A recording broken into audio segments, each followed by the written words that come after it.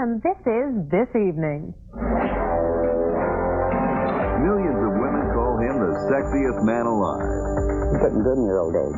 This evening, Corbin Bernsen, LA's sexiest lawyer, and his best defense, his mom.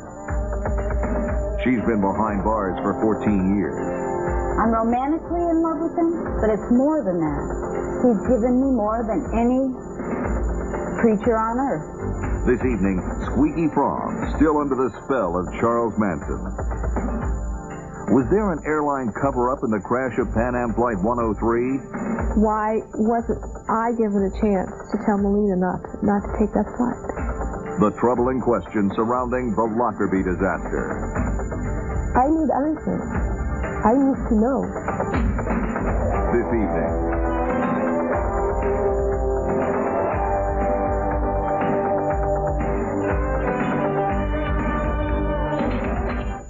Corbin Bernsen is known as hotshot lawyer Arnie Becker on LA Law, but for years he was best known as the son of actress Jeanne Cooper. She plays Catherine Chancellor on The Young and the Restless. Now, Corbin got his first acting job as an infant. He played Polly Bergen's daughter in a Pepsi commercial. Well, we have some footage of his second job. This is a student film made at UCLA. It is a silent film. Corbin's role was to make out with his date and fight with a cab driver. He has obviously gone on to better parts, and soon he will assume a brand new role. He's about to become a father. Jan Yanehiro talked with Corbin and his mom, and that is where she began. Last year, Corbin married live-in love actress Amanda Page, and this month they are expecting their first child. Now, it's natural for expectant fathers to be a bit nervous, but for a guy who didn't want to talk about his baby, Corbin sure brought it up a lot. Through, whether it be fatherhood, which, as you know, I'm about to go into, my family that's about to be created. We're going to get our pet when the babies. All right, you brought it up. How do you feel about becoming a father? Great, but I'm not going to talk about it. I'm going to be a grandmother. I don't care what he says. The oldest of Jean's 3 children, Corbin grew up in a Hollywood family with a producer father and actress mom. It took only a bit part in one of his father's movies to convince Corbin he wanted to be an actor. You two have acted together in an episode of LA Law. Mm-hmm. Mom, you played his mom. Yeah.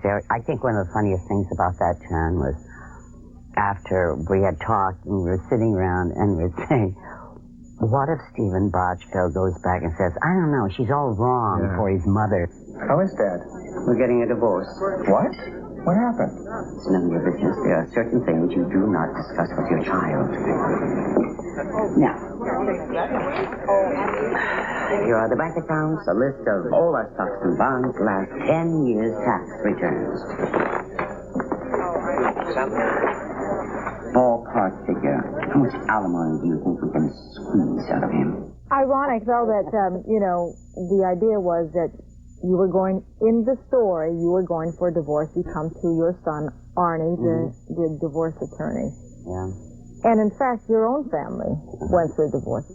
I know he's gone on record about, it always shocked me when I read what he thought when he stopped and how he felt about it. What did he? It crushed him. Yeah. I never really said that, did I? Yeah. I wouldn't say crushed. Devastated, destroyed, no. Life for you, Corbin, this year is terrific. 3 movies coming up. Yeah, being a father. A hit television show, a famous mom. You're on top of the world. Yeah, and I'm involved in something, too, that's real fun. That she doesn't know about. It's the, I just became the chairperson for the Purina Parent Pet Program. And what it is it's Purina is behind a campaign which is encouraging families to adopt pets during this week. All right. Corbin, I am so proud of you. That's why I waited to give it a shot. The other thing that's great about that I enjoy is that when you're put in the spotlight, you're given a lot of opportunities to represent a lot of things. Oh, you did right. And you know, there's certainly a part of me that you know. Crying. Oh, really? Yeah, she saw a doorknob. No, I'm not. There's a lot of me that wants to. Okay, you tell me when you're done. I'm done. Because they're going to be watching you cry and not listening to me talk. Ladies and gentlemen, the star of L.A. Law, Corbin Bernsen. This year, mother and son shared another moment when Corbin presented Jeanne with a special award from Soap Opera Digest. You know, I've been looking forward to this moment for a long time because it finally gives me the opportunity in front of millions of people to honor the one person who really inspired my life, and that is my mom, Jeanne Cooper. Forget what the prompters say and forget what scripts say. You are the best. And I wanted to say that. My mom, Jeanne Cooper. It's nice to see a family relationship. I think it reveals a lot about a person. And Jan, they certainly looked enough alike. They did. Did you ever get the sense that they were very much alike as people? Not at all, Nancy. The mom, open, honest, talked about her alcoholism and, of course, as you mentioned, her facelift. Said to me she never wants to lie because it's too hard covering up. So then what are you saying about Corbin? Corbin, very private, very philosophical. You know, he was a philosophy major in college, so I found him private, a private person. Well, his mother was very moved when he said he was involved in the Adopt-A-Pet program. She cried. Why was that? They always had pets in the family when the kids were growing up. They had 3 dogs. One named Sir Colin, one named Sir Corbin, and one named Lady Karen after the 3 kids. So she said when she called the kids, the dogs came too. And what about the other kids? Are they in acting as well? Colin, the second son, is a struggling actor, and Karen is still in college. Well, thanks so much, Jan. Thanks for coming by. We'll be back with more of This Evening.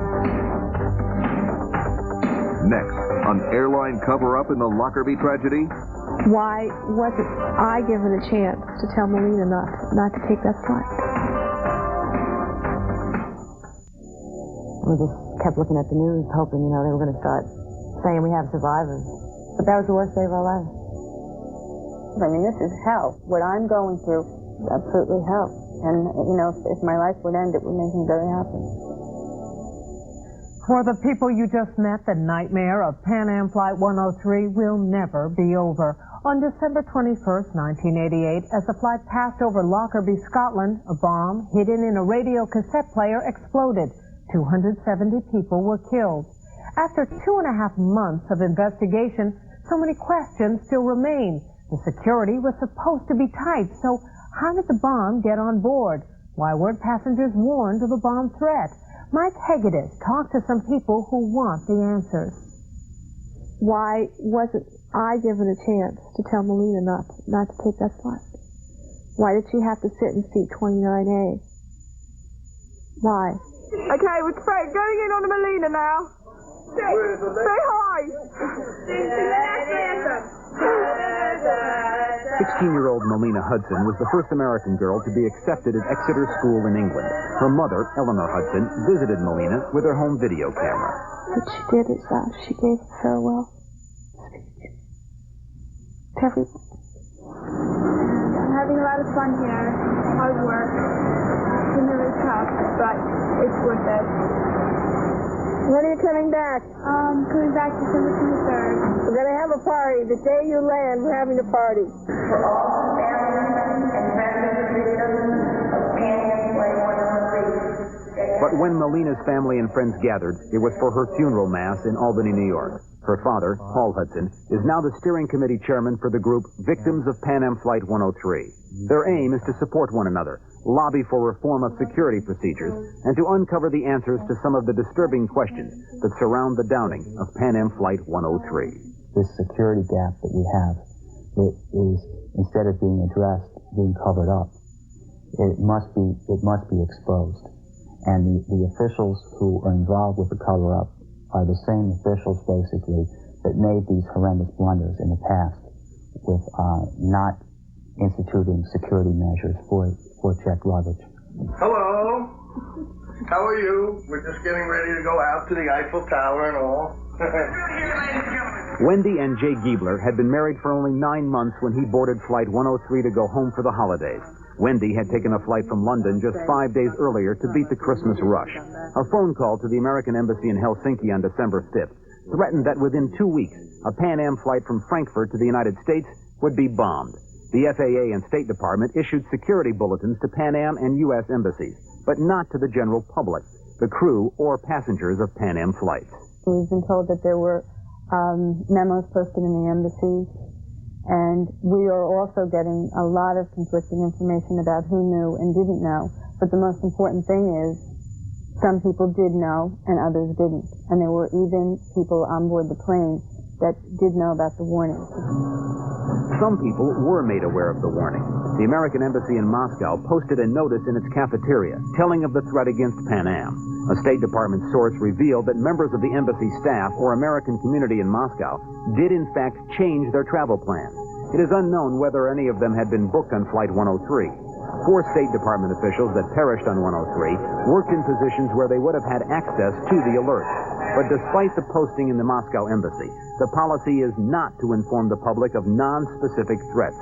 According to language in the bulletins, they are for security officers only. But the most democratic country in the world does not offer the people the option to know when they're walking into their graves, maybe, like in this flight. That has to be explained. I think it was because of her good training. I mean, she was a year with Pan Am. She just was able to, to make everybody happy and to serve everybody. And Nieves de Larracoechea was a Pan American flight attendant for 17 years.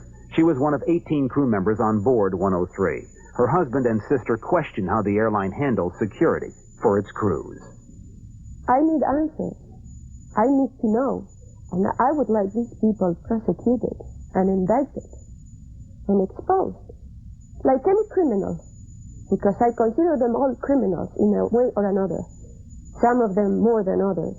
Pan Am turned down requests for an on-camera interview, but in response, a spokesperson stated that Pan Am had enhanced security measures and that language in the alert prohibits them from passing bulletins to the crews. If the threat had been specific to one flight, they would certainly inform the captain. And the State Department now says that the call was repeatedly investigated and determined to be a hoax. With no direct connection to Pan Am 103, it was but a gruesome coincidence. Good? John, what time is the flight tomorrow? 10 o'clock. John was like a protector. He took care of you.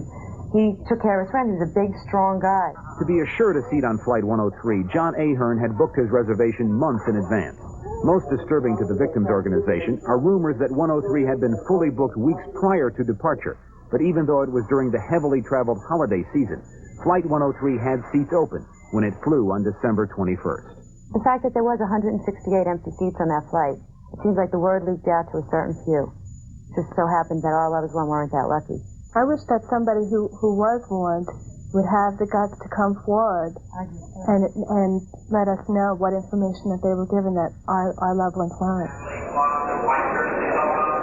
Pan Am insists that the flight was never fully booked and that there was nothing unusual in that. Because my husband was there for 2.5 years, and always to get home for Christmas, he could never get a flight. While many families are preparing lawsuits, the group's main thrust is not for money. The families of victims of Flight 103 want answers to the questions they are left with, and the knowledge that it is safe to fly. I certainly don't want to be a rich woman because I lost my husband, because what am I supposed to do with that money? I'm certainly not going to enjoy it without him. The FAA and the State Department stand behind their procedures. Officials have stated that there is no double standard for notification, and that a policy of making security bulletins public would encourage copycat threats and cripple the industry. One preliminary investigation suggests that there is little coordination and haphazard communication among those who share responsibility for airline security. Chief Investigator Neil Gallagher of the FBI says that right now, finding the suitcase in which the radio cassette player was stored is the most important part of the investigation. He says that more than 20 of the crash victims are still under suspicion. Most are male foreigners between the ages of 25 and 40. Neil Gallagher is confident that they will find an answer soon. Coming up, Squeaky Fromme, 20 years under the spell of Charles Manson.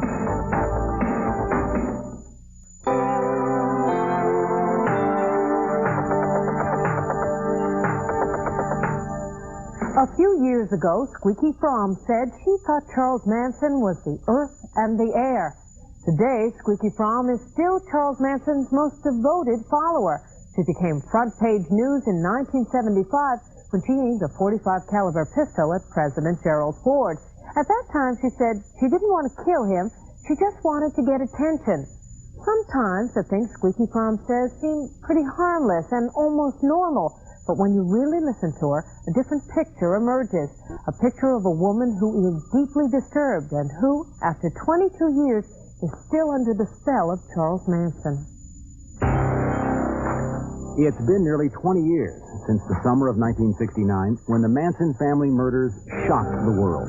3 girls, barely out of their teens, were indicted in the massacre of 7 people, which included actress Sharon Tate. Also accused was a drugged-out former high school football star and their leader, a 35-year-old ex-convict named Charles Manson. I said, you do exactly what I said. And he said, no. I'm telling you. I'm not asking you. I'm telling you. All were convicted of multiple murder charges. Today, Charles Manson is in maximum security at San Quentin. Charles Watson is at the California Men's Colony in San Luis Obispo. Susan Atkins, Patricia Krenwinkel, and Leslie Van Houten are all inmates at the California Institute for Women in Frontera. All have been repeatedly denied parole. But Manson's most devoted follower was never charged in the Tate murders. Her name was Lynette Squeaky Fromme. I remember I watched Manson. I learned an awful lot by watching him. That's the whole wealth of what I got from him, because I was only with him 2.5 years. Squeaky was a college freshman when Manson found her sobbing on a curb after a fight with her wealthy father. Enter Charlie, a new father figure, and Squeaky never looked back. I wasn't happy. I didn't want to go back to a sterile household where Dad picks up the Wall Street Journal and puts it in your face, and, you know, there's no conversation across the table. I wanted life, and we all do. We all want adventure. Squeaky found adventure during the Manson trial when she led a ragtag band of hippies to the courthouse to defend their grubby messiah. She was responsible for keeping his message in front of the media. She organized a 2-year street corner vigil and often read communiques from his jail cell. Fair trial. I have this belief for a number of reasons, some of which I will state to you. First of all, I'm an individual, one man, standing alone, defending myself. After Manson's conviction, Squeaky was never allowed to visit Manson in prison, but she was constantly in touch by mail. In 1975, frustrated by defections from the family ranks and a lack of interest from the press, Lynette Fromme staged a dramatic media event. What I had done, literally, was loaded a .45, ejected a bullet, put it on my leg, walked down to the park, and pulled the gun about 2 feet away from Forrest. Surprisingly enough, part of Squeaky's defense strategy was to call Charles Manson to testify on her behalf. I said, send me somebody of authority. There is no authority. I saw authority in Manson. I saw true authority in Manson. And it certainly wasn't the little creepy guy they showed on the Helter Skelter movie. The judge refused to allow Manson to be called as a witness, and Fromme received a life sentence. Now, after nearly 14 years in jail, Squeaky says she still dreams about reuniting the family, while Manson himself has become a media sideshow. I might go to Libya. I might go see the Ayatollah. Let me ask society, do you feel guilty? The Manson that you wanted. In contrast, almost nothing was heard from Squeaky Fromme until a dramatic escape on Christmas Eve of 1987, which was motivated by a disturbing rumor about Manson. I got a letter that said he had cancer. I called 2 people. They said that they heard the same thing. I had no way of getting in touch with anybody, and I wasn't going to just stick around. I realized after I escaped that I need him more than he needs me. She was apprehended 2 miles from the prison after nearly 48 hours in the rain. The escape has severely damaged her parole possibilities. And once again, she did it all in the name of Charlie. No, I've been eligible for parole. They're not going to let me go.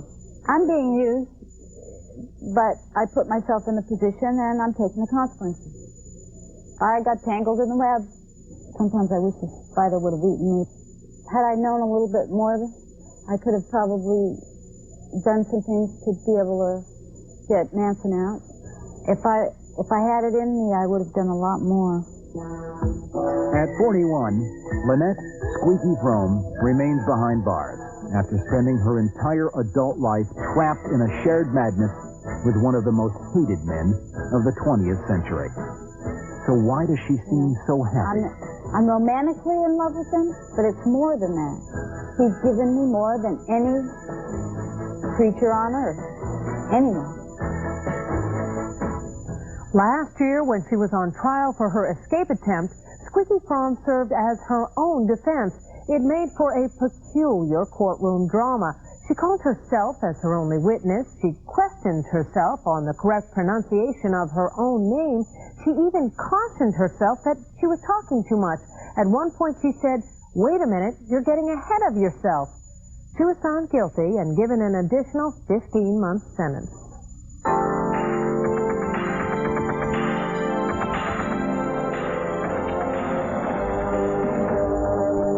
Tomorrow, he went from talk show host to billionaire tycoon. We talk with Merv Griffin.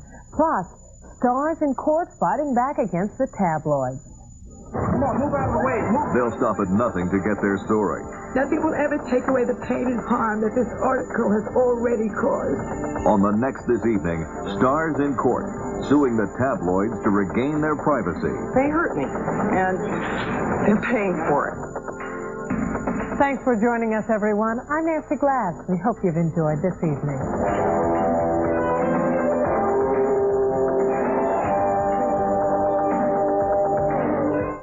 When it comes to news, we're not the only team in town, but we were the first team to reveal problems with NYPD's bulletproof vests. The first team to report that vests were going unused and officers had been killed. The first team to demonstrate the problem with live ammunition. When the last shot was fired, Mike Taibbi's report got more than attention. It got New York cops better vests. So turn to Channel 2 News. The first team.